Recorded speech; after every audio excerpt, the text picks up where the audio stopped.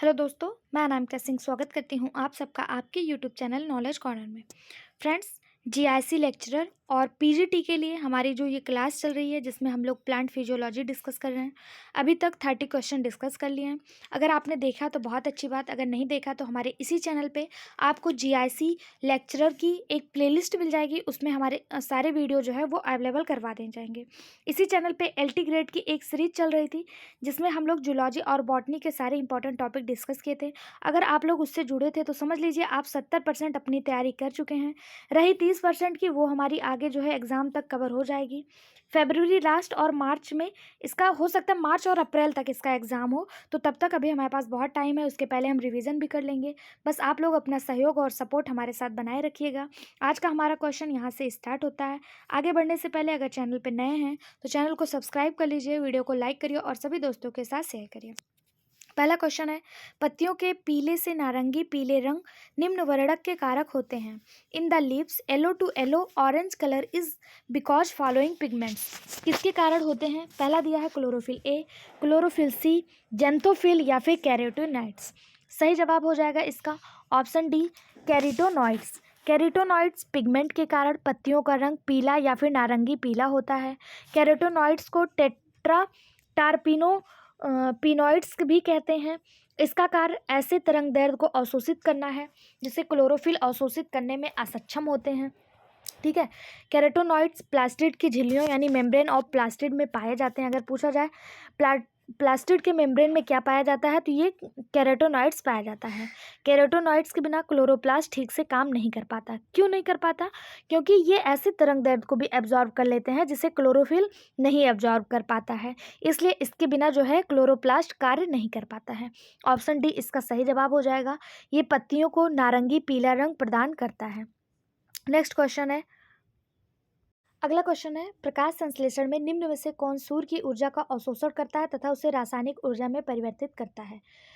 पहला chlorophyll B, chlorophyll C, chlorophyll A या फिर जेंथोफिल। इसका सही जवाब हो जाएगा option C, chlorophyll A. Option C इसका सही जवाब हो जाएगा। प्रकाश संश्लेषण में क्लोरोफिल ए यानी पर्णहरित ए सूर्य की ऊर्जा का अवशोषण करते हैं तथा उसे रासायनिक ऊर्जा में परिवर्तित करते हैं। पर्णहरित ए ऑक्सीजेनिक प्रकाश संश्लेषण में प्रयुक्त पर्णहरित का एक विशिष्ट रूप है। यह नारंगी से लाल और बैंगनी से नीले स्पेक्ट्रम में प्रकाश को अवशोषित करने के लिए आवश्यक ऊर्जा प्रदान करता है। यह एक प्राथमिक वर्णक है और पर्णहरित बी की सहायता करता है। ठीक है, ऑप्शन सी इसका सही जवाब हो जाएगा। फ्रेंड्स, आप वीडियो के लास्ट में या फिर बीच में ही एक प्यारा सा कमेंट हमारे मोटिवेशन के लिए कर दीजिएगा, जिससे हमें भी मोटिवेशन मिलता रहे, क्योंकि इस वीडियो का आपसे कोई चार्ज नहीं लिया जा रहा है।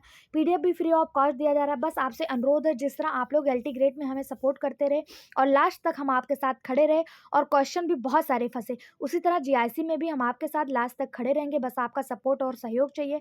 उसके लिए आपको एक कमेंट करना होगा, एक प्यारा सा कमेंट, उसके साथ वीडियो को लाइक और ज़्यादा से ज़्यादा शेयर हर दोस्तों, हर रिश्तेदार, हर रिलेटिव्स, हर स्टडी ग्रुप में आपको इस वीडियो को शेयर करने होगा, जिससे ज़्यादा से ज़्यादा लोग इस प्लेटफॉर्म से जुड़ सकें। आपका ये जो अपना नॉलेज कॉर्नर परिवार है, या आपकी अपनी फैमिली है, यहाँ आप अपनी हर बात को बेझिझक रख सकते हैं। कमेंट, आपके एक एक कमेंट का रिप्लाई पर्सनली मैं खुद करती हूँ। उसके अलावा टेलीग्राम चैनल पर भी आप अपने क्वेरीज पूछते रहते हैं। अगर आप पहले से जुड़े हैं तो आपको सारी चीज़ें पता होगी। अगर आप नए हैं तो आपको बता दें, सबके कमेंट का रिप्लाई मेरे द्वारा पर्सनली किया जाता है और एक एक की पर्सनल प्रॉब्लम को सॉल्व किया जाता है। किसको PDF चाहिए, कौन से टॉपिक का PDF चाहिए, कौन सा क्या चाहिए, कौन सी क्लास चाहिए, सबका पर्सनली कमेंट मेरे द्वारा लिया जाता है। तो आप लोग से अनुरोध है, प्लीज़ ज़्यादा से ज़्यादा शेयर करिए और कमेंट करके अपनी प्रॉब्लम, अपनी राय, सब कुछ हमारे साथ शेयर किया करिए। ठीक है, नेक्स्ट क्वेश्चन है, अगला क्वेश्चन, अंगक जो प्रकाश श्वसन से जुड़ा है, the organelles which is associated with photo respiration is. Option है लाइसोसोम, गैलेक्सीसोम, राइबोसोम या फिर पैरोक्सीसोम। सही जवाब हो जाएगा कि फोटो रिस्पायरेशन से जो जुड़ा हुआ है वो कौन सा है, तो सही जवाब हो जाएगा ऑप्शन डी, पैरोक्सीसोम। पैरोक्सीसोम जो है ये फोटो रिस्पायरेशन से जुड़ा है। क्लोरोप्लास्ट, माइटोकॉन्ड्रिया और पैरोक्सीसोम तीनों ही जो है कोशिका के अंग हैं जो प्रकाश श्वसन से जुड़े होते हैं। तो आपको माइटोकॉन्ड्रिया और क्लोरोप्लास्ट ऑप्शन में नहीं दिया है, पैरोक्सीसोम दिया है। इसके अलावा माइटोकॉन्ड्रिया और क्लोरोप्लास्ट भी श्वसन अंगों में आते हैं। प्रकाश श्वसन एक पौधे के प्रकाश संश्लेषक अंगों द्वारा राइबोलोज बाईफास्फेट के ऑक्सीजनेशन और कार्बन डाइऑक्साइड को छोड़ने की प्रकाश पर निर्भर प्रक्रिया है। यह क्लोरोप्लास्ट में होती है और प्रक्रिया को पूरा करने के लिए माइटोकॉन्ड्रिया और परऑक्सीसोम की आवश्यकता होती है। ऑप्शन डी इसका सही जवाब हो जाएगा। अगला क्वेश्चन, पत्तियों में अग्रभाग से होने वाले जलहानि को क्या कहते हैं? Loss of water from the tips of leaf is called. क्या कहेंगे? गटेशन, ट्रांसपायरेशन, रिस्पायरेशन या फिर ब्लीडिंग। इसके पहले के वीडियो में भी हम लोगों ने देखा था, जो टिप से जल की हानि होती है उसे गटेशन कहा जाता है। ऑप्शन ए इसका सही जवाब हो जाएगा। क्या कहते हैं? गटेशन कहते हैं। अगला क्वेश्चन, ऑक्सीजन के उच्च सांद्रण से प्रकाश संश्लेषण की दर में होने वाली कमी को क्या कहेंगे? Decrease rate of photosynthesis at high concentration of oxygen is referred to as Pasteur effect, Emerson effect, Warburg effect या फिर रिचमॉन्ड लैंग प्रभाव या रिचमॉन्ड लैंग इफेक्ट। इसका जो सही जवाब हो जाएगा वो हो जाएगा ऑप्शन सी, वार्नबर्ग प्रभाव। ऑक्सीजन के उच्च सांद्रण के कारण प्रकाश संश्लेषण की दर में होने वाली कमी को वार्नबर्ग प्रभाव कहते हैं। इंपॉर्टेंट मार्क करिएगा इस क्वेश्चन को। ऑक्सीजन के उच्च सांद्रण के कारण प्रकाश संश्लेषण की दर में होने वाली कमी को क्या कहेंगे? वार्नबर्ग इफेक्ट कहेंगे। यह प्रकाशित किया गया, मतलब इसको कहते हैं, यह अवलोकन पहली बार ओटो हेनरिक वार्नबर्ग के द्वारा प्रकाशित किया गया, इसीलिए इसका नाम वार्नबर्ग प्रभाव रख दिया गया। पाश्चर प्रभाव क्या होता है? तो पाश्चर प्रभाव किण्वन प्रक्रिया पर ऑक्सीजन का एक इनहिबिटिंग प्रभाव है, जिसे पाश्चर प्रभाव कहा जाता है। वहीं अगर बात करें इमर्शन प्रभाव की, तो यह प्रकाश संश्लेषण की दर में वृद्धि करता है जब क्लोरोप्लास्ट तरंग दैर्ध्य 680 nm और इससे अधिक यानी नैनोमीटर और इससे अधिक के प्रकाश तरंग दैर्ध्य के संपर्क में आता है, तो इसको क्या कहेंगे? इमर्शन प्रभाव कहेंगे। वहीं पे रिचमॉन्ड लैंग प्रभाव क्या है? तो पौधे में नियामक साइटोकाइनिन यानी कि प्लांट रेगुलेटरी साइटोकाइनिन के एप्लीकेशन यानी अनुप्रयोग के कारण उम्र बढ़ने की मंदता को रिचमॉन्ड लैंग प्रभाव कहते हैं। तीनों अपने आप में बहुत इंपॉर्टेंट है, रिचमॉन्ड लैंग प्रभाव, इमर्शन प्रभाव और हेनरिक वार्नबर्ग प्रभाव, उसके साथ साथ पाश्चर प्रभाव। सबके बारे में आपको बहुत अच्छे से पढ़ लेना है। इसका PDF हमारे टेलीग्राम चैनल पे फ्री ऑफ कॉस्ट अवेलेबल हो जाएगा। टेलीग्राम चैनल का लिंक इसी वीडियो के डिस्क्रिप्शन बॉक्स में मिल जाएगा, वहाँ से ज़रूर ज्वाइन कर लीजिएगा। अगला क्वेश्चन है, पौधे में सर्केडियन रिदम मुख्य रूप से किसके द्वारा नियमित होती है? पहला है फाइकोविलिन्स, फाइटोक्रोम्स, फाइटोट्रॉप्सिन, इनमें से कोई नहीं। 10 क्वेश्चन करने के बाद हम लोग कल के वीडियो के कमेंट ले लेंगे। इसी तरह आज के वीडियो पे अगर आप लोग कमेंट करेंगे तो कल आपके नाम को जरूर लिया जाएगा। इसका जो सही जवाब हो जाएगा वो हो जाएगा ऑप्शन सी, फोटोट्रॉपिन्स। ऑप्शन सी इसका सही जवाब हो जाएगा। पौधे में सर्केडियन रिदम मुख्य रूप से फोटोट्रॉपिन्स द्वारा निर्मित होते हैं। फोटोट्रॉपिन फोटो रिसेप्टर प्रोटीन है जो उच्च श्रेणी में पौधे में फोटोट्रॉपिज्म प्रक्रियाओं में मध्यस्थता करते हैं। पौधे दैनिक परिवर्तनों का अनुमान लगाने के लिए सर्केडियन क्लॉक का उपयोग करते हैं। सर्केडियन रिदम अजैविक और जैविक कारकों के साथ साथ उपयुक्त तापमान के रिस्पांस में 16 घंटे के प्रकाश और 8 घंटे के अंधेरे के साथ 24 घंटे का एक चक्र होता है। ऑप्शन सी इसका सही जवाब हो जाएगा। GIC और PGT के लिए हमारे इसी चैनल पे जूलॉजी के भी क्लासेस चल रहे हैं, आप लोग उसे भी देख सकते हैं। अगला क्वेश्चन है, लैग हीमोग्लोबिन लेग्यूम्स की जड़ों की गांठ है जो निम्नलिखित में से कौन सी स्थिति को लाती है? लैग हीमोग्लोबिन क्या है? तो ये लेग्यूम्स के जड़ों की गांठ होती है यानी रूट नोड्यूल्स होते हैं। ये कौन सी स्थिति लाते हैं? इनके कारण क्या प्रभाव पड़ता है? तो इनके कारण जो है गांठों में ऑक्सीजन की सांद्रता जो है वो घटती है। Decrease oxygen concentrate in nodules. Option D इसका सही जवाब हो जाएगा। लेग्यूम्स की जड़ों की गांठों में लैग हीमोग्लोबिन ऑक्सीजन की सांद्रता को घटाते हैं। लैग हीमोग्लोबिन एक ऑक्सीजन वर्धक है जो नाइट्रोजिनेज गतिविधि के लिए आवश्यक अवायवीय स्थितियों को बनाए रखने के लिए रूट नोड्यूल्स में युक्त ऑक्सीजन सांद्रण को कम करता है, इसलिए इसे ऑक्सीजन अपमार्जक यानी स्कैवेंजर कहा जाता है। अगर पूछा जाए ऑक्सीजन स्कैवेंजर के नाम से किसे जाना जाता है, तो इसी को जाना जाता है, किसको? लैग हीमोग्लोबिन को। इसमें हीमोग्लोबिन के समान रासायनिक और संरचनात्मक समानताएं होती हैं और ये भी लाल रंग का होता है। ऑप्शन डी इसका सही जवाब हो जाएगा। अगला क्वेश्चन, निम्नलिखित में से कौन सा पादप प्रजातियों का कार्बन डाइऑक्साइड कंपनसेशन बिंदु उच्चतर होता है परंतु प्रकाश संश्लेषण के लिए इष्टतम ताप परिसर कम होता है? Which one of the following plant variety have higher carbon dioxide compensation point but optimum temperature range the photosynthesis are low. किसका होगा? C4 plant, C3 plant, both C3 and C4, या इनमें से कोई नहीं। इसका सही जवाब हो जाएगा option B, C3 plant. C3 plant जो होते हैं इनका कार्बन डाइऑक्साइड संतुलन बिंदु यानी कि कंपनसेशन पॉइंट जो होता है ये उच्चतर होता है, परंतु प्रकाश संश्लेषण के लिए ऑप्टिमम टेम्परेचर रेंज जो है ये कम होता है। यानी कि इनका कंपनसेशन पॉइंट क्या होता है? उच्च होता है C3 का, और ऑप्टिमम टेम्परेचर रेंज जो होता है ये कम होता है। C3 पौधे का कार्बन डाइऑक्साइड कंपनसेशन बिंदु 25 से 100 ppm होता है। C3 पौधे में प्रकाश श्वसन के कारण उच्च कार्बन डाइऑक्साइड कंपनसेशन बिंदु पाया जाता है। C3 पौधे की इष्टतम ताप सीमा 18 से 24 डिग्री सेल्सियस है।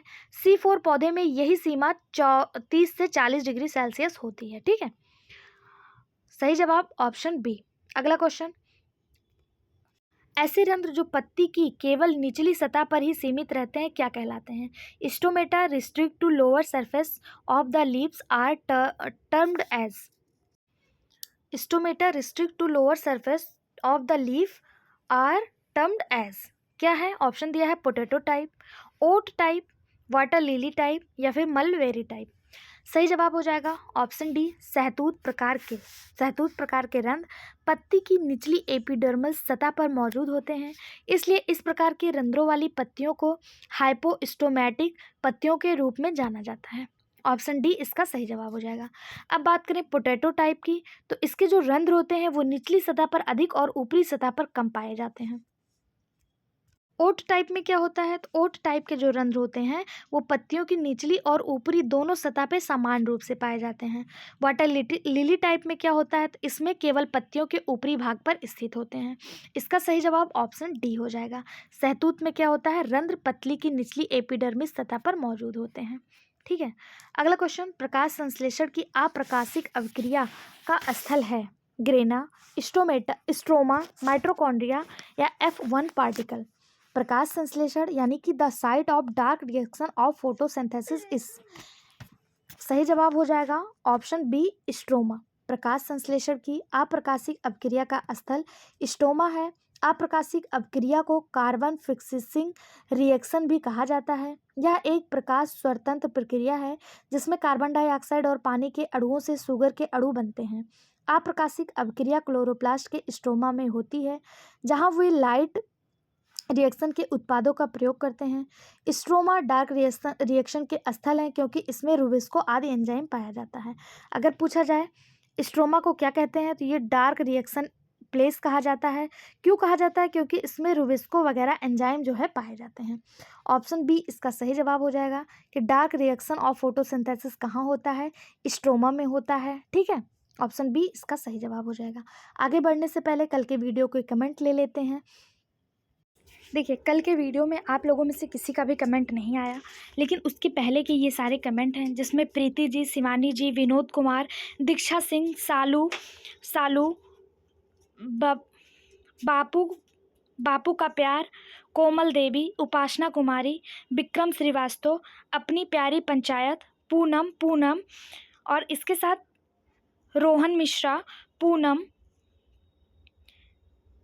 इल मखन, पूनम, इन सब लोग अपने प्यारे भरे कमेंट से हमें मोटिवेट करते रहते हैं। हिमानी जायसवाल, ये सब लोग जो है अपने कमेंट से हमें मोटिवेट करते रहते हैं। आपसे भी उम्मीद, उपासना जी ये हर वीडियो पे कमेंट करती थी। उपासना जी अगर आप इस वीडियो को देख रही हैं तो प्लीज़ जैसे आपने LT ग्रेड को सपोर्ट किया इसको भी सपोर्ट करिए, क्योंकि यहाँ पर आपके सभी PGT लेवल तक के क्वेश्चन शामिल किए गए हैं।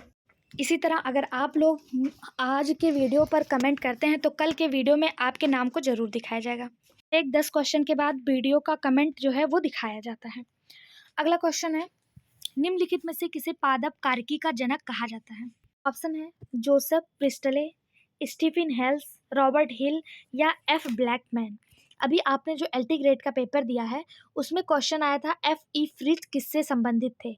ऑप्शन था आपके पास फंगस, एल्गी, और ब्रायोफाइटा या टेरिडोफाइटा। अगर आपको इसका जवाब पता है FE फ्रिज किससे संबंधित थे तो कमेंट बॉक्स में बताइएगा। कमेंट बॉक्स में पूछे गए क्वेश्चन का अगर आप जवाब देते हैं, अगर सही होता है तो भी, गलत होगा तो भी, मेरे द्वारा पर्सनली आपके हर एक रिप्लाई को देखा जाता है, सीन किया जाता है और उसका रिप्लाई भी किया जाता है। ठीक है, क्वेश्चन है FE फ्रिज, जो LT ग्रेड में आया था क्वेश्चन, FE फ्रिज किससे संबंधित हैं। ठीक है, यहाँ पे जो क्वेश्चन है वो पूछा जा रहा है पादप कार्की का जनक किसे कहा जाता है, यानी कि फादर ऑफ प्लांट फिजियोलॉजी पूछा जा रहा है। सही जवाब हो जाएगा option b, Stephen Hales. Stephen Hales को प्लांट ऑफ फिजियोलॉजी कहा जाता है। ऑप्शन बी इसका सही जवाब हो जाएगा। क्यों कहा जाता है? क्योंकि उन्होंने बहुत सारे प्रयोग पादप कार्की पर किए थे, इसलिए इन्हें प्लांट फिजियोलॉजी का फादर कहा जाता है। बात करें जूलियन वान सैक्स की, तो इन्होंने सभी सूचनाओं को संकलित और प्रकाशित किया। पादप शरीर क्रिया विज्ञान पौधे के कार्य और व्यवहार का अध्ययन है। इसमें विकास, चयापचय यानी कि मेटाबॉलिज्म, प्रजनन यानी रिप्रोडक्शन, रक्षा और संचार की सभी गतिविधि, सभी गतिशील क्रियाएं जो हैं वो शामिल हैं। इसके फादर कौन है? Stephen Hales. इसको इंपॉर्टेंट मार्क करिएगा। ठीक है, स्टार मार्क करिए। ऐसे क्वेश्चन एग्जाम में हमें देखने को मिल सकते हैं और ये question PGT biology 2010 Rajasthan school lecturer 2016 में आया हुआ भी है। अगला क्वेश्चन, निम्नलिखित में से कौन सा मरुद्भिद अनुकूलन नहीं होता है? Which is not a xerophytic adaptation. पहला ऑप्शन है सतह पर उपस्थित मोमीय प्रत, यानी कि presence of vaccine coating on the surface. दूसरा है प्रेजेंस ऑफ एरन कायमा, यानी वायु युद्ध की उपस्थिति। दूसरा ही बिल्कुल सही जवाब हो जाएगा। ऑप्शन बी इसका बिल्कुल सही जवाब है। एरन कायमा की उपस्थिति यानी वायुतक की उपस्थिति मरुद्भिद यानी जीरोफिटिक अनुकूलन नहीं है। बाकी तीनों जो हैं ये जीरोफिटिक अनुकूलन होते हैं। ठीक है, वायुयुक्त जलीय पौधे या हाइड्रोफाइट्स में पाए जाते हैं, ये जीरोफिटिक में नहीं पाए जाते हैं। एरन कायमा किस में पाए जाते हैं? हाइड्रोफाइट्स या फिर जितने भी जलीय पौधे होते हैं जिसे हाइड्रोफाइट्स कहा जाता है उसमें पाए जाते हैं। अगला क्वेश्चन, जड़ों में गोपक जन का निर्माण होता है। इन रूट क्लैप्ट्रोजन इज फॉर्म्ड फ्रॉम रंभजन से, वल्कुटजन से, त्वचाजन से या फिर उपयुक्त में से कोई नहीं। पेलिरोम, पेरिब्लेम, डर्मेटोजन या नन ऑफ दीज। सही जवाब हो जाएगा ऑप्शन सी, डर्मेटोजन। एक जड़ में गोपजन का निर्माण डर्मेटोजन यानी त्वचाजन से होता है। कैलीट्रोपिज्म का निर्माण किससे होता है? डर्मेटोजन से होता है। जड़ों में त्वचाजन की कोशिकाएं ऊतक का एक द्रव्यमान यानी मांस बनाती हैं, जिसे गोपजन यानी क्लैप्टोजन कहा जाता है। क्लैप्ट्रोजन कहा जाता है। ठीक है, क्लेप्ट्रोजन भी मैरी सिस्टमैटिक टिश्यू है और रूट कैप को जन्म देता है। त्वचाजन यानी डर्मेटोजन सबसे बाहरी परत है, एपिडर्मिस को जन्म देती है। पेरिब्लेम मध्य वाले पार्ट को जन्म देती है और हाइपोडर्मिस कॉर्टेक्स और एंडोडर्मिस को जन्म देती है। प्लेरोम क्या है? तो ये पित्त सहित यानी पित्त जो होता है उसके सहित वैस्कुलर टिश्यू को जन्म देती है। ऑप्शन सी इसका सही जवाब हो जाएगा। क्लेप्ट्रोजन जो है वो डर्मेटोजन से उत्पन्न होता है। अगला क्वेश्चन, निम्नलिखित में से कौन सा युग्म सही सुमेलित नहीं है? पहला है पैसेज सेल एंडोडर्मिस, तो बिल्कुल सही बात है। पैसेज सेल जो है इनकी उत्पत्ति, मार्ग कोशिकाओं की उत्पत्ति एंडोडर्मिस से होती है। दूसरा है बंडल वैस्कुलर बंडल डायार्च टू हेक्सॉर्स, यानी समूहन पूल द्वि आदि रूपक से अष्ट आदि रूपक।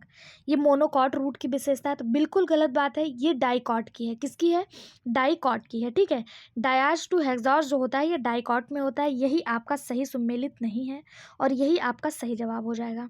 आगे देख लेते हैं, bicollateral vascular bundle loofah cylindrical में, बिल्कुल सही बात है। स्टेम हेयर मल्टी सेलुलर होता है, बिल्कुल सही बात है। अगर पूछा जाए सम्मोहन पूल द्वि आदिक दारू से षष्ठ आदिक दारू, तो ये द्विबीजपत्री में होता है। और 7 से अधिक अगर पूछ लिया जाए तो ये एक बीजपत्री में होता है।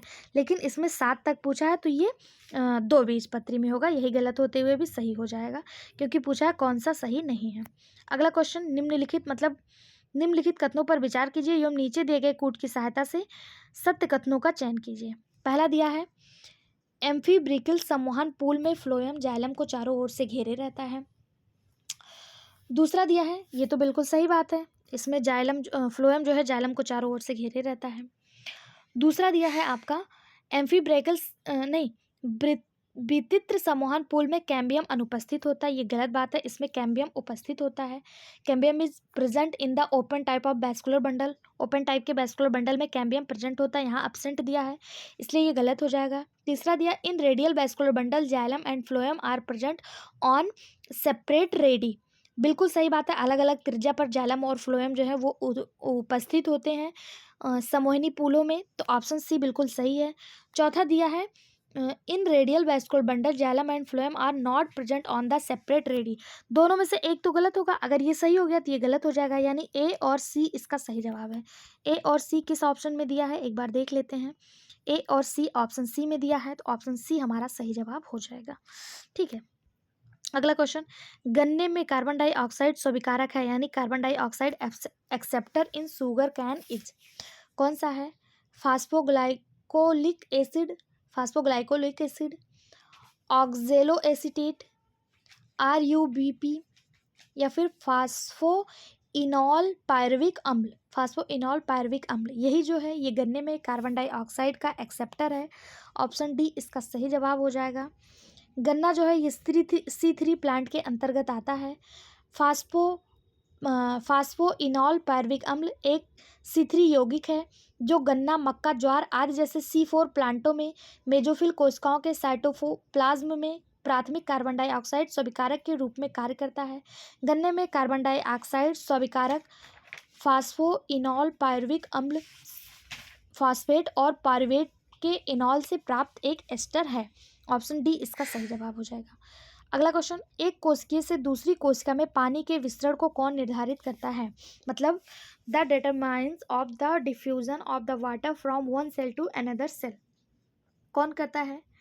पहला OP, दूसरा WP, DPD या TP, इसका सही जवाब हो जाएगा diffusion pressure deficit, DPD, option d c इसका सही जवाब हो जाएगा। DPD यानी कि डिफ्यूजन प्रेशर डेफिसिट, ये जो है वह सक्शन प्रेशर है जो एक कोशिका से दूसरे कोशिकाओं में पानी का ट्रांसफ़र करता है, यानी डिफ्यूजन करता है। यह पानी को अवशोषित करने के लिए एक कोशिका की क्षमता दर्शाता है। अगर बात करें OP क्या है तो इसे ऑस्मोटिक प्रेशर कहते हैं, TP को टर्गर प्रेशर कहते हैं, और DPD क्या है तो DPD है diffusion pressure deficit. OP minus TP अगर करेंगे यानी कि osmotic pressure minus turgor pressure, तो आपका निकल के आ जाएगा DPD, यानी कि डिफ्यूजन प्रेशर डेफिसिट। इसका फुल फॉर्म भी आपसे एग्जाम में पूछा जाता है, इसलिए इसको आप अच्छे से याद कर लीजिएगा। अगला क्वेश्चन, प्रकाश संश्लेषण में दो वर्णक तंत्र सिद्धांत दिया गया था, यानी two pigment system theory of photosynthesis was proposed by, किसके द्वारा दिया गया? ब्लिंक्स द्वारा, इमर्शन द्वारा, ब्लैकमैन द्वारा, या हैच और स्केल द्वारा। सही जवाब हो जाएगा इसका ऑप्शन बी, इमर्शन द्वारा। प्रकाश संश्लेषण में दो वर्णक तंत्र सिद्धांत इमर्शन द्वारा दिया गया। ब्लैकमैन ने ब्लैकमैन कारक सिद्धांत दिया था। अगला, ग्लाइकोलिसिस के संबंध में क्या सत्य नहीं है? यहाँ से पूछा कौन सा सत्य नहीं, यानी 3 सही है 1 गलत है। पहला है occurs only in aerobic organism, यही पहला ही आपका गलत हो जाएगा। ग्लाइकोलिसिस केवल ऑक्सी जीवों में होता है, यह बिल्कुल सत्य नहीं है, क्योंकि ग्लाइकोलिसिस सभी जीवों में, चाहे वो ऑक्सी हो या एरोबिक हो या एनारोबिक हो, सबके कोशिका द्रव्य में होता है। इस क्रिया में ग्लूकोज का आंशिक ऑक्सीकरण होता है। अगला दिया है यह सभी जीवों में होता है, बिल्कुल सही बात है। अकर्षिंदा साइटोप्लाज्म बिल्कुल कोशिका द्रव्य में होता है। ग्लूकोज इज पार्सली ऑक्साइज्ड, यानी ग्लूकोज का आंशिक ऑक्सीकरण होता है, बिल्कुल सही बात है। गलत है आपका ऑप्शन ए, और गलत होते हुए भी यही सही हो जाएगा, क्योंकि पूछा है कौन सा सही नहीं है। ठीक है, अगला क्वेश्चन, प्रकाश श्वसन का पहला उत्पाद है, यानी the first product of photorespiration is glycine, phosphoglycolate, glycolate या फिर सेरिन। पहला फोटो रिसेप्शन का पहला मतलब फर्स्ट प्रोडक्ट कौन सा है? सही जवाब हो जाएगा ऑप्शन बी, फास्फोग्लाइकोलेट। प्रकाश श्वसन का पहला उत्पाद फास्फोग्लाइकोलेट होता है, ऑप्शन बी इसका सही जवाब हो जाएगा। प्रकाश श्वसन कार्बनिक यौगिकों से कार्बन डाइऑक्साइड के निकलने के साथ सहवर्ती आणविक ऑक्सीजन के प्रकाश निर्भर उत्थान की प्रक्रिया है। यह केल्विन चक्र के साथ प्रतिस्पर्धा करती है। यह तब शुरू होता है जब रुबिस्को एंजाइम कार्बन डाइऑक्साइड के बजाय ऑक्सीजन पर कार्य करता है। इससे फास्फोग्लाइकोलेट के 2 अणुओं के रूप में पहला उत्पाद प्राप्त होता है। प्रकाश श्वसन को ऑक्सीडेटिव प्रकाश संश्लेषण, कार्बन चक्र या फिर कार्बन C2 प्रकाश संश्लेषण के रूप में भी जाना जाता है। ऑप्शन बी इसका सही जवाब हो जाएगा। अगला क्वेश्चन, पहला दिया है क्रेब्स चक्र एक उभयचर मार्ग है, और दूसरा दिया है अपचयी मार्ग इसमें एक बिंदु पर आकर मिलते हैं और उपचयी मार्ग भिन्न होकर निकलते हैं। पूछा है कौन सा सत्य है। तो पहला दिया है Krebs cycle is amphibolic pathway, बिल्कुल सही बात है, पहला बिल्कुल सही है। दूसरा है catabolic pathway converge on it's anabolic pathway diverse from it, बिल्कुल सही बात है। यानी एक और दो दोनों ही सही हैं, और दो जो है वो एक की सही व्याख्या करता है। ऑप्शन ए इसका सही जवाब हो जाएगा, पहला ही बिल्कुल सही है। ठीक है, दोनों कथन सत्य हैं और दो एक की सही व्याख्या करता है। क्रेब्स चक्र जिसे साइट्रिक एसिड चक्र या फिर ट्राई कार्बोक्सिलिक एसिड 5 यानी ATS चक्र भी कहा जाता है। यहाँ से भी क्वेश्चन पूछता है कि क्रेब्स चक्र को और किस नाम से जाना जाता है, तो क्रेब्स चक्र को ही साइट्रिक एसिड चक्र या TCS चक्र जिसे ट्राई कार्बोक्सिलिक एसिड चक्र भी कहा जाता है। इसमें कार्बोहाइड्रेट, प्रोटीन और वसा से प्राप्त एसिटाइल को एंजाइम ए के ऑक्सीकरण के माध्यम से संग्रहित ऊर्जा को मुक्त करने के लिए रासायनिक प्रतिक्रियाओं की एक श्रृंखला है। यह एक उभयचर मार्ग है जिसमें अपचयन और उपचयन दोनों होते हैं। अपचयी मार्ग इसमें एक बिंदु पर आकर मिलते हैं और उपचयी मार्ग जो है वो भिन्न होकर निकलते हैं। ऑप्शन ए इसका सही जवाब हो जाएगा। अगला क्वेश्चन, कोशिका ए का परासरणी विभव 18 बार और दाब विभव 8 बार है, जबकि कोशिका बी का परासरणी विभव 14 बार और दाब विभव 2 बार है। जल के बहाव की दिशा क्या होगी। पहला दिया कोशिका बी से कोशिका ए की तरफ, कोशिका ए से कोशिका बी की तरफ कोई जल बहाव नहीं होगा, या फिर दोनों तरफ जल बहाव होगा। इसका सही जवाब हो जाएगा ऑप्शन बी, कोशिका ए का परासरणी विभव अगर 18 बार और दाब विभव 8 बार है, जबकि कोशिका बी का परासरणी विभव 14 बार और दाब विभव 2 बार है, तो जल के बहाव की दिशा ए से बी की ओर होगा। क्यों? क्योंकि जल का बहाव हमेशा उच्च दाब विभव वाले क्षेत्र से निम्न दाब विभव वाले क्षेत्र में बहता है, इसलिए जो है विभव जो है वो ए से बी की तरफ होगा। ऑप्शन बी इसका सही जवाब हो जाएगा। अगला क्वेश्चन, पादपों के लिए प्रचुरता से उपलब्ध जल कौन सा है। Which of the following water is largely available to plant. Which of the following water is largely available to plant. पादपों के लिए प्रचुरता से उपलब्ध जल कौन सा है। ऑप्शन है capillary water, combined water, gravitational water या फिर हाइग्रोस्कोपिक वाटर। कौन सा है जो पादपों के लिए प्रचुरता में मिलता है। इसका सही जवाब हो जाएगा ऑप्शन ए केशिकीय जल यानी कैपिलरली वाटर। पादपों के लिए प्रचुरता से उपलब्ध जल केशिकीय जल होता है। ऑप्शन ए बिल्कुल सही जवाब हो जाएगा।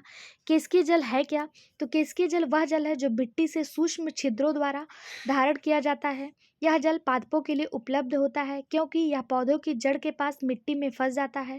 यह जल ससंजन और आसंजन द्वारा धारण किया जाता है और गुरुत्वाकर्षण बल के विरुद्ध होता है। अगर पूछा जाए जो कैपिलरली वाटर है ये गुरुत्वाकर्षण बल के समांतर होता है या अपोजिट होता है, तो ये गुरुत्वाकर्षण बल के अपोजिट होता है। क्यों? क्योंकि प्लांट की जो जड़ें होती हैं वो मिट्टी में धसी होती हैं और मिट्टी जो गुरुत्वाकर्षण बल जो है वो नीचे की तरफ लगता है, और कैपिलरली वाटर जो है ये नीचे से ऊपर की तरफ जाती हैं, इसलिए यह गुरुत्वाकर्षण बल के अपोजिट होती हैं। ठीक है, अगला क्वेश्चन, निम्नलिखित में से कौन एटीपी के संश्लेषण हेतु आवश्यक है। एटीपी के एडेनोसिन ट्राइफॉस्फेट के सिंथेसिस हेतु कौन सा आवश्यक है। NNP नाइट्रोजन एंड पोटेशियम, दूसरा है Fe यानी आयरन मोलिब्डेनम, Mg मैग्नीज या मैग्नीशियम, आयरन या फिर फास्फोरस। इसका सही जवाब हो जाएगा ऑप्शन डी, आयरन और फास्फोरस एटीपी के संश्लेषण हेतु आवश्यक है। एटीपी कोशिका माइटोकॉन्ड्रिया के कोशिकीय श्वसन की प्रक्रिया से बनती है। इसमें एंजाइम एटीपी सिंथेसिस द्वारा संश्लेषित किया जाता है। आयरन जो है ऑक्सीजन परिवहन करता है और एटीपी संश्लेषण के लिए महत्वपूर्ण है, जबकि फास्फोरस की बात करें तो ये ऊर्जा का स्थानांतरण करता है जिससे एडेनोसिन ट्राइफॉस्फेट का निर्माण होता है। ऑप्शन डी इसका सही जवाब हो जाएगा। अगला क्वेश्चन, पीसीओ चक्र सदैव इस नाम से भी जाना जाता है। पीसीओ चक्र को पीसीओ साइकिल को और किस नाम से जाना जाता है। C2 cycle, C3 cycle, C4 cycle या फिर कैंप साइकिल। इसका सही जवाब हो जाएगा ऑप्शन ए C2 साइकिल। प्रकाश संश्लेषण कार्बन डाइऑक्साइड चक्र जिसे पीसीओ को कार्बन C2 चक्र के रूप में जाना जाता है। यह करता क्या है, तो यह चयापचय में एक प्रक्रिया को संदर्भित करता है। इस प्रक्रिया में कार्बन डाइऑक्साइड की हानि होती है और पूरी प्रक्रिया क्लोरोप्लास्ट, पेरोक्सिन और माइटोकॉन्ड्रिया में होती है। इसमें ना तो अपचयित एंजाइम NADH, FAD2 और ना ही एटीपी बनते हैं, अतः यह एक व्यर्थ प्रक्रिया है। इसमें 3 स्थानों पर ऑक्सीजन का उपयोग और सिर्फ एक स्थान पर कार्बन डाइऑक्साइड का निष्कासन होता है, यानी C2 चक्र जो है ये यूजलेस है। ठीक है, अगला क्वेश्चन, गन्ने जैसे उष्णकटिबंधीय पौधे में कार्बन डाइऑक्साइड स्थिरीकरण की उच्च क्षमता इसके कारण होती है, किसके कारण होती है? हैच और स्केल चक्र के कारण, कैंप पथ के कारण, केल्विन बेसन चक्र के कारण, या फिर EMP पाथवे के कारण। गन्ने जैसे जो उष्णकटिबंधीय पौधे होते हैं उसमें कार्बन डाइऑक्साइड का फिक्सेशन, यानी कार्बन डाइऑक्साइड फिक्सेशन किसके कारण होती है? कार्बन डाइऑक्साइड फिक्सेशन की उच्च क्षमता यानी हायर कैपेसिटी किसके कारण होती है? सही जवाब हो जाएगा option A, hatch and slack cycle के द्वारा। ठीक है, ऑप्शन ए इसका बिल्कुल सही जवाब हो जाएगा। गन्ने जैसे उष्णकटिबंधीय पौधों में कार्बन डाइऑक्साइड स्थिरीकरण की उच्च क्षमता हैच और स्केल चक्र के कारण होती है। ठीक है, हैच और स्केल चक्र ये C4 कार्बन स्थिरीकरण का दूसरा नाम है, जिसे मार्शल डेविडसन हैच और चार्ल्स रोजर स्केल के द्वारा 1960 में दिया गया था। नाम, जिनके नाम पे ही C4 चक्र का नाम जो है हैच एंड स्केल चक्र रख दिया गया। ये कब दिया गया? 1960 में। ऑप्शन ए इसका सही जवाब हो जाएगा। अगला क्वेश्चन, किसी ठोस वस्तु के संपर्क में आने से जब किसी अंग की गतिविधि में उत्तेजना होती है तो उसे क्या कहते हैं? हेप्टोट्रोपिज्म, जियोट्रोपिज्म, फोटोट्रोपिज्म, या फिर हीलियोट्रोपिज्म। इसका जो सही जवाब हो जाएगा वो हो जाएगा ऑप्शन ए, हेप्टोट्रोपिज्म। ठीक है, क्या कहेंगे? हेप्टोट्रोपिज्म। ऑप्शन ए इसका सही जवाब हो जाएगा। अगला क्वेश्चन है, टेंड्रिल्स थ्रो प्रतांत दर्शाते हैं। टेंड्रिल्स क्या दर्शाते हैं? हाइपोट्रोपिज्म, कीमोट्रोपिज्म, फोटोट्रोपिज्म, या फिर हाइड्रोट्रोपिज्म। सही जवाब हो जाएगा ऑप्शन ए, हाइपोट्रोपिज्म। हाइपोट्रोपिज्म ये दर्शाते हैं कौन? टेंड्रिल्स। ठीक है, हाइपोट्रोपिज्म होता क्या है? तो किसी ठोस वस्तु के संपर्क में आने से जब किसी अंग की गतिविधि में उत्तेजना होती है तो इसी को हेप्टोट्रोपिज्म कहा जाता है। ठीक है, यह पौधे की स्पर्श करने की संवेदनशीलता है और यह प्रत्यक्ष संपर्क की उत्तेजना के जवाब में पौधे की दिशात्मक वृद्धि है। ठीक है, इसी को दूसरी भाषा में थिग्मोट्रोपिज्म के नाम से भी जाना जाएगा। अगर पूछा जाएगा हाइपोट्रोपिज्म को और किस नाम से जाना जाता है तो इसी को थिग्मोट्रोपिज्म के नाम से भी जाना जाता है। ठीक, अगर पूछा जाए जियोट्रोपिज्म क्या है तो जियोट्रोपिज्म में गुरुत्वाकर्षण की प्रक्रिया में किसी जीव की दिशात्मक वृद्धि को जियोट्रोपिज्म कहेंगे। और अगर फोटोट्रोपिज्म क्या है तो यह प्रकाश उत्तेजना की प्रक्रिया में किसी जीव की वृद्धि को फोटोट्रोपिज्म कहेंगे। सूर्य के प्रकाश की प्रक्रिया में किसी जीव की दिशात्मक वृद्धि को हीलियोट्रोपिज्म कहेंगे। ठीक है, बाकी इसका सही जवाब ऑप्शन ए। अगला question, plant with latex and unisexual flower are found in. रबड़ छीड़ एवं एक लिंगी पुष्पयुक्त पौधे पाए जाते हैं किस फैमिली में? ऑप्शन है रैननकुलेसी में, रूटेसी में, अमरथेंसे में, या फिर यूफॉर्बिएसी में। इसका सही जवाब हो जाएगा रबड़ छीड़ एक लिंगी पुष्पयुक्त पौधे जो हैं ये यूफॉर्बिएसी में पाए जाते हैं।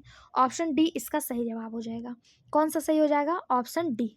लैक्टस और यूनिसेक्सुअल जो पुष्पयुक्त पौधे हैं वो यूफॉर्बिएसी कुल में पाए जाते हैं। इस कुल के पौधों में इनफ्लोरोसेंस रेसिमोस, साइमोस अथवा विशिष्ट यानी स्पेशल प्रकार का होता है। यूफॉर्बिया में या साइथियम प्रकार का होता है। इसमें फल प्रायः सिंजोकॉर्पिक व कैप्सूल होता है तथा बीज ब्रूडपोशी होता है। ऑप्शन डी इसका सही जवाब हो जाएगा। अगला question, plastid that synthesized and store fat और वे प्लास्टिड्स जो वसा को संश्लेषित एवं संरक्षित करते हैं क्या कहलाते हैं? इयोप्लास्ट, एटियोप्लास्ट, लाइनोप्लास्ट, या फिर जेरेंटोप्लास्ट। सही जवाब हो जाएगा ऑप्शन सी, इलायोप्लास्ट। वे प्लास्टिड जो फैट को स्टोर करते हैं और उसको सिंथेसिस करते हैं वो इलायोप्लास्ट कहलाते हैं। ऑप्शन सी इसका सही जवाब हो जाएगा। ठीक है, शेष सभी विभिन्न प्रकार के प्लास्टिड समूहों का प्रतिनिधित्व करते हैं। इयोप्लास्ट प्लास्टिड विकास के प्राथमिक चरण को प्रेरित करता है। ये किसी पौधे की मेरिस्टेमेटिक कोशिकाओं में पाया जाता है और कार्यात्मक रूप से अपरिपक्व होते हैं। इटियोप्लास्ट विशेष प्रकार के प्लास्टिड हैं जो अंधेरे में रहने पर पौधे की पत्तियों में पीतवर्णी होने का प्रमुख कारण होते हैं।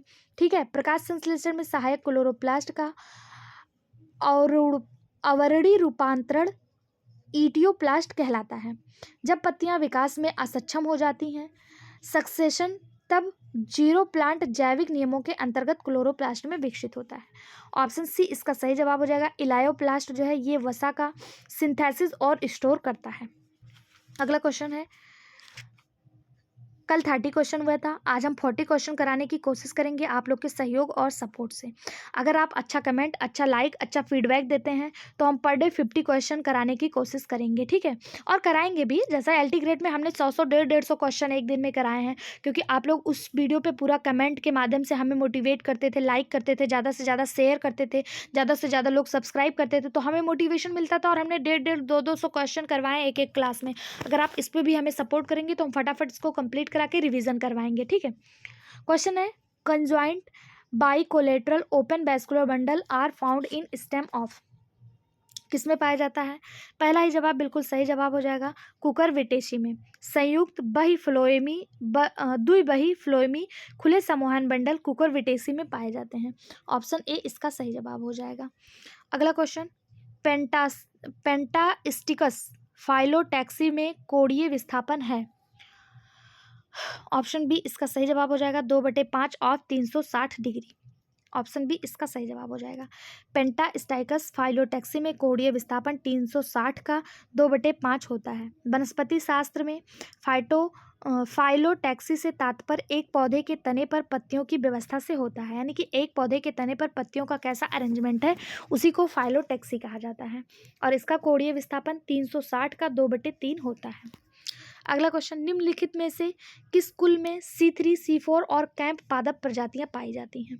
सही जवाब हो जाएगा ऑप्शन डी, यूफॉर्बिएसी में C3 C4 और कैंप प्रकार की पादप प्रजातियां जो हैं वो पाई जाती हैं। पृथ्वी पर पाए जाने वाले 95% पौधे में C3 पादप जातियों से संबंध रखते हैं। C4 पादप जातियों के अंतर्गत गन्ना, बाजरा, मक्का इत्यादि आता है। सूरजमुखी, पालक, कपास, धान, बीन्स ये सब C3 में आते हैं। और कैंप में अगर बात करें तो कैक्टस, आर्किड ये सब कैंप में आते हैं। ये सब किस फैमिली से संबंधित है? तो यूफॉर्बिएसी फैमिली से संबंधित है। ऑप्शन डी इसका सही जवाब। अगला, पौधों में क्रायो संरक्षण हेतु किस तापमान की आवश्यकता होती है? यानी कि in which kind of temperature required cryopreservation is plant. Cryo संरक्षण के लिए, क्रायो प्रिजर्वेशन के लिए प्लांट में किस टेम्परेचर की आवश्यकता होगी? सही जवाब हो जाएगा बहुत कम तापमान, यानी very low temperature. Option C इसका सही जवाब हो जाएगा। पौधे में क्रायो संरक्षण हेतु बहुत कम तापमान की आवश्यकता होती है, ठीक है। इसके तहत पौधे के उचित गुणों को बचाने हेतु और उसके उत्थान हेतु निम्न से निम्न तापमान पर पौधों को निष्क्रिय अवस्था में रखा जाता है। यह तापमान कितना हो सकता है? तो -196 डिग्री हो सकता है, ठीक है।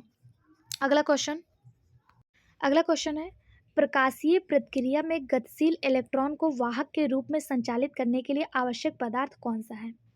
Cytochrome complex, quinine A, plastocyanin या फिर FES केंद्र। सही जवाब हो जाएगा option C, plastocyanin. Which material required to conduct mobile electron as a carrier in light reaction process. तो कौन सा हो जाएगा? प्लास्टोसाइनिन। ऑप्शन सी इसका सही जवाब हो जाएगा। प्लास्टोसाइनिन प्रकाश प्रक्रिया का इलेक्ट्रॉन वाहक है। प्लास्टोसाइनिन को अपचयन के लिए इलेक्ट्रॉन की आवश्यकता होती है। यह एक तांबा युक्त प्रोटीन है जो इलेक्ट्रॉन स्थानांतरण में शामिल है। साइटोक्रोम कॉम्प्लेक्स क्या है? तो यह मुख्य रूप से इलेक्ट्रॉन ट्रांसपोर्ट श्रृंखला अवक्रिया में भाग लेता है जो थैलेकॉइड की परत में होती है। इसकी संरचना का मुख्य घटक पोरफायरिन रिंग होता है। यहाँ सही जवाब ऑप्शन सी हो जाएगा। अगला क्वेश्चन, इनमें से कौन सा पदार्थ प्राकृतिक साइटोकाइनिन है? सही जवाब हो जाएगा जिटिन। ऑप्शन बी इसका सही जवाब हो जाएगा। जिटिन एक प्राकृतिक साइटोकाइनिन है। इसकी खोज 1963 में हैथम एटल ने अपरिपक्व मक्के के दाने में किया था।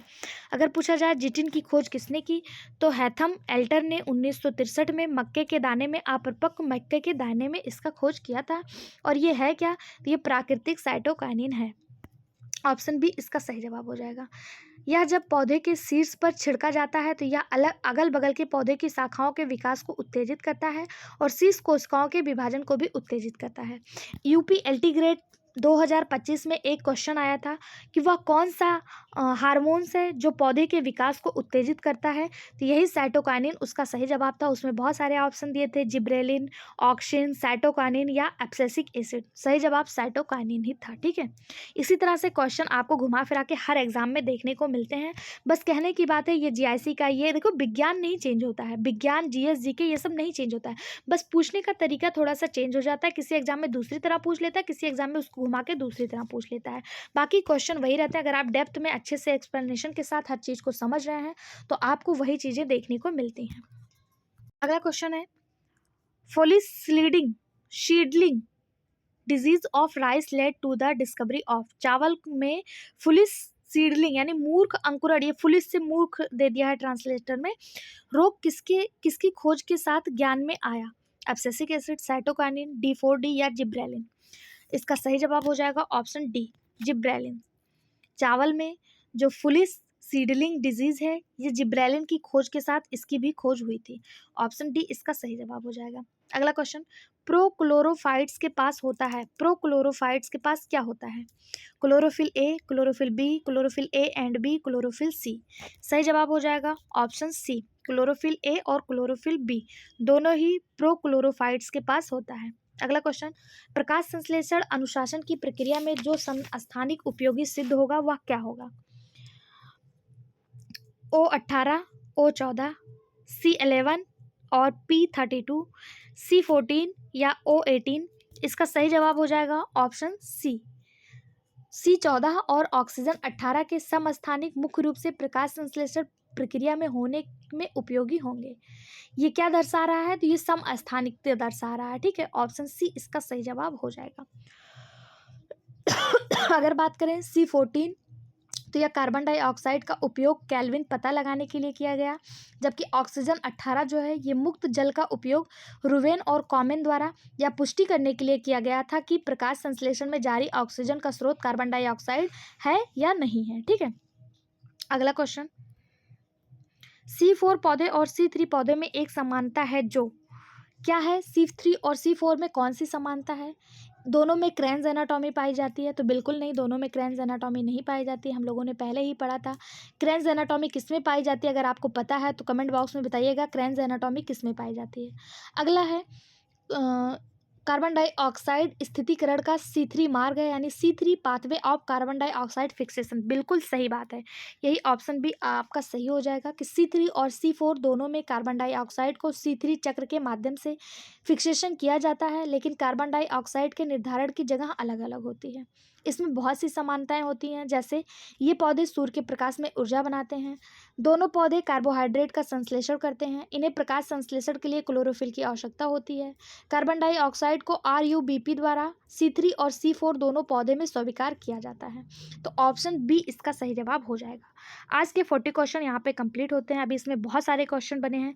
इसी तरह से एक्सप्लेनेशन के साथ सारे क्वेश्चन को हमारे साथ पढ़ने के लिए चैनल को सब्सक्राइब कर लीजिए, वीडियो को लाइक करिए और कमेंट बॉक्स में अपना फीडबैक जरूर दीजिएगा। इसका PDF फ्री ऑफ कॉस्ट हमारे टेलीग्राम चैनल पर आपको मिल जाएगा। टेलीग्राम चैनल का लिंक इसी वीडियो के डिस्क्रिप्शन बॉक्स में मिल जाएगा, उसको भी ज्वाइन करना मत भूलिएगा। Thank you.